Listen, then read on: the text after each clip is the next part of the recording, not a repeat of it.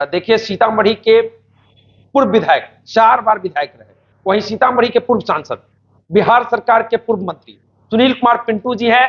सीतामढ़ी में जानकी महोत्सव की तैयारी जोरों पर है और जानकी महोत्सव की शुरुआत बिहार सरकार के पर्यटन मंत्री रहते हुए इन्होंने शुरुआत करवाई थी। वहीं जानकी नवमी की छुट्टी बिहार सरकार के द्वारा जो जानकी नवमी की छुट्टी को लेकर अवकाश घोषित किया गया था, उस समय के तत्कालीन पर्यटन मंत्री सुनील कुमार पिंटू जी के द्वारा इसकी शुरुआत कराई गई थी।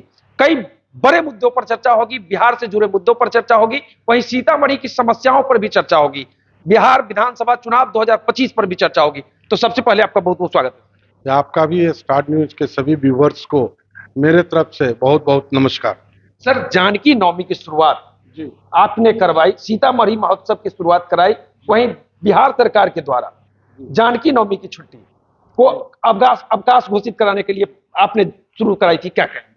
देखिए, सबसे बड़ी बात है कि 2010 में जब मैं मंत्री बना था, उस दरमियान में माननीय मुख्यमंत्री और एनडीए की जो सरकार थी, तो मैंने माननीय मुख्यमंत्री जी से आग्रह किया कि हम रामनवमी की छुट्टी मनाते हैं, अपने घर के दामाद अयोध्या के राम की हम लोग छुट्टी मनाते हैं और अपने घर की बेटी माँ सीता की छुट्टी नहीं होती उस दिन।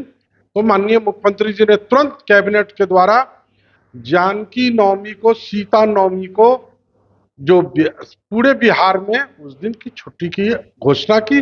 और ये सिर्फ उस एक साल के लिए नहीं है, हर एक साल बिहार सरकार के कैलेंडर में सीता नवमी को छुट्टी घोषित होती है। सीतामढ़ी महोत्सव बड़े ही धूमधाम से मनाई जाती है, जिला प्रशासन मनवाती है, क्या कहेंगे? इसकी भी शुरुआत आपने कराई। जब मैं पर्यटन मंत्री बना था, उस समय पूरे बिहार में 4 महोत्सव होते थे। मेरे कार्यकाल में मुख्यमंत्री के निर्देश पर 22 महोत्सव होने शुरू हो गए, जिसके अंदर में आप देख लीजिएगा तो यहाँ मुंडेश्वरी में हुआ, क्या कहा जाता है, गोपालगंज में थावे महोत्सव, सीतामढ़ी महोत्सव, इस प्रकार अनेक महोत्सव की मैंने शुरुआत की। हर साल जानकी नवमी में आप भाग भी लेते रहे हैं और बड़े मतलब मजबूती के साथ उसमें सहभागिता आपकी रही है। सर, सीतामढ़ी में मेसोल ओवरब्रिज के लिए आप लगातार सांसद भवन में आवाज उठाते रहे, उसकी शुरुआत अब हो चुकी है और अंतिम कार्य अंतिम स्तर पर चल रहा है, क्या कहें? देखिए, मेसोल ओवरब्रिज का जब हम लोग विधायक थे तब से ये मुद्दा है। जब सांसद हुए, मैंने लगातार रेल मंत्री से मिला, लगातार संसद में मेरी आवाज, सीतामढ़ी की जनता की आवाज गूंजती रही और कार्य शुरू हुआ। देरी से सही, कार्य की गति थोड़ी धीमी है, परंतु कार्य हो रहा है। पूर्ण विश्वास है कि इस साल नहीं तो अगले साल जनवरी फरवरी तक उम्मीद है कि ये चालू हो जाएगा और सीतामढ़ी की जनता को एक जाम की बहुत बड़ी समस्या से निदान होगा। लेट से ही सही, परंतु कार्य पूरा होने की गारंटी। सीतामढ़ी से जुड़ी कई बड़ी समस्याएं हैं सर, चाहे वो बाईपास सड़क की हो, टेंडर में है, खैरवा गौशाला पथ हो, नगर सीतामढ़ी नगर की कई समस्याएं, रघुनाथपुरी का जल जमाव हो, कोट बाजार का जल जमाव हो या अन्य समस्याओं से आप अवगत हैं, लगातार आप सीतामढ़ी में बने रहते हैं, क्या कहेंगे? देखिए, जब जहां लोग रहेंगे समस्याएं होंगी, समस्याओं का कोई अंत नहीं है, परंतु हर जन प्रतिनिधि का पहला काम है कि समस्या को कितना हम जल्द से जल्द उसको सॉल्व करने का प्रयास करें। जो संसाधन उपलब्ध है या जो सरकार हमें संसाधन देती है, हम उसी के माध्यम से उस समस्या का निदान कर सकते हैं। चाहे बाईपास हो, चाहे गौशाला खैरवा रोड हो या सीतामढ़ी शहर में जाम लगने की स्थिति है, सरकार का ध्यान लगातार हम सभी आदमी दिलाते रहे हैं। सरकार की अपनी गति है, उस गति से कार्यों का निष्पादन होता रहा। आज इतना लेट से ही सही, परंतु बाईपास और खैरवा पथ का टेंडर हुआ है।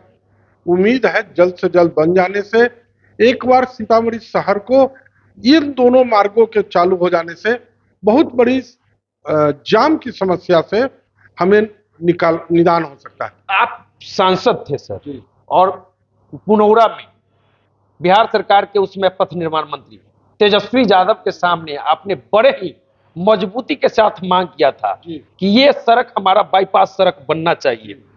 अब आप सोच लीजिए, तेजस्वी जी पथ निर्माण मंत्री थे तब की मांग हुई और अब जाके टेंडर हो रहा है।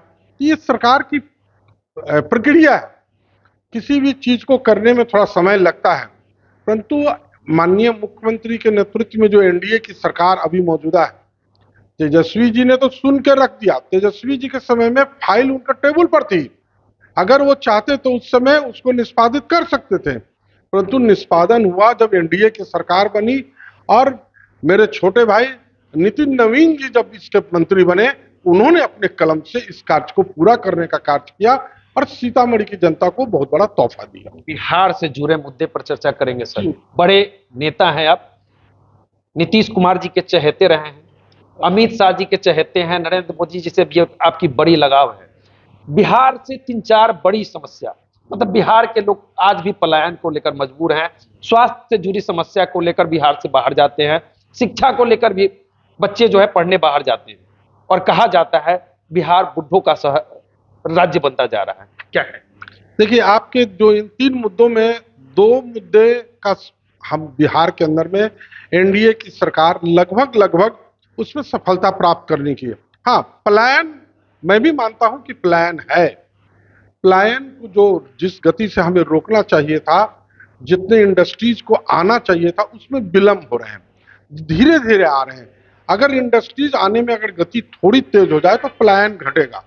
रह गई बात शिक्षा की और स्वास्थ्य की। स्वास्थ्य के मामले में पहले बिहार जरूर बीमारू राज्य था, बिहार के लोग बाहर जाते थे, परंतु आज आप देख लीजिए, कल ही की बात है कि पीएमसीएच में अब 5000 लोगों का बेड का इतना बड़ा सुपर स्पेशलिस्ट हॉस्पिटल बनके तैयार हो रहा है, जिसके कल एक यूनिट का माननीय मुख्यमंत्री जी और माननीय स्वास्थ्य मंत्री मंगल पांडे जी ने उद्घाटन किया। लगातार आईजीएमएस हो, हर जिलों में एनडीए की सरकार का निर्णय है मेडिकल कॉलेज, सीतामढ़ी में ऐसे छोटे से जगह में भी मेडिकल कॉलेज बन रहा है, और जानकी जी की कृपा हुई तो अगले साल वहां पर भी लोगों का इलाज और मेडिकल स्टूडेंटों की पढ़ाई शुरू हो सकती है। इसलिए मेडिकल के मामले में बिहार धीरे धीरे आत्मनिर्भर पूरी तरह होता जा रहा है। शिक्षा की बात आप करेंगे तो शिक्षा के अंदर में आप देख लीजिए कि पहले बिहार के बच्चे कोटा जाते थे, अब कोटा के सारे इंस्टीट्यूट बिहार आ गए हैं। अब बिहार से बच्चों का पलायन नहीं हो रहा है, बिहार से बच्चों का पलायन पढ़ने के लिए नहीं हो रहा है, अब बिहार के अंदर ही सारे इंस्टीट्यूट आ रहे हैं। काम करने के लिए अभी भी थोड़ा बहुत पलायन हो रहा है, जिसपे सरकार लगातार मजबूती से और उद्योग मंत्री से लेकर सभी लोग लगे हुए हैं कि यहाँ इंडस्ट्रीज आए। इंडस्ट्रीज आज एक दिन कहने में नहीं आ सकता है, उसको वहां पर स्थापित करने में वर्ष लगते हैं। मतलब आपका कहना है कि धीरे धीरे ही सही सुधार होगा। धीरे से ही बिहार से पलायन भी रुकेगा और बिहार से यहाँ से पलायन कर रहे मजदूरों को भी वापस बिहार में काम मिलेगा।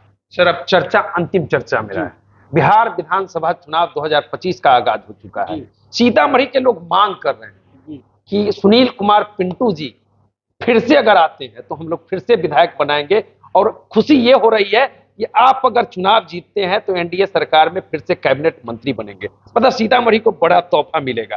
क्या कहेंगे इस बार, क्या तैयारी है? देखिए, लोगों की मांग है, स्थानीय जो विधायक है, नगर विधायक, उनसे ज्यादातर लोग नाखुश हैं। मैं खोल के बोल रहा हूं। नहीं, मैं किसी दूसरे व्यक्ति के बारे में कुछ नहीं कह सकता।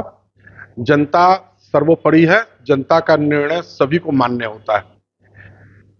पार्लियामेंट के चुनाव में सीतामढ़ी में जेडीयू की सीट होने के कारण, और मैं जेडीयू छोड़ चुका था, जिसके कारण जेडीयू के नेतृत्व ने अपने कैंडिडेट को यहां पर दिया और हम सभी लोगों के प्रयास से जेडीयू की कैंडिडेट की जीत हुई।